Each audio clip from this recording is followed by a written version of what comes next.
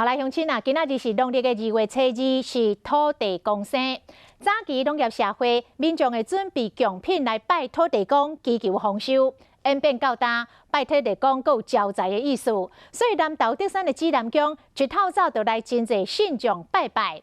佫有这个乡亲哦，旧年来拜拜了后，事业真顺利哦，所以今年特别准备6只香猪来请客行愿。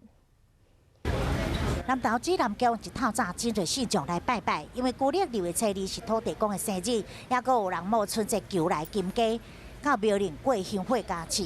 传统习俗说要大家回娘家过个炉啊。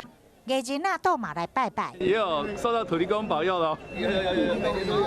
袂少人以为2月初2是头个，不过其实毋是。早期农业时代，种田的人拢会特别伫土地公的生日这天，准备贡品来敬拜土地公，祈求保庇甲丰收。演变到即马拜土地公，买当求财。有信众事业顺利，准备火炭，要行大猪，请客行愿。只有赚钱的话，我们就会来这边捐猪给各位信徒吃这样。 那这大猪整齐摆好势，仪式遵照古礼来感谢土地公保庇。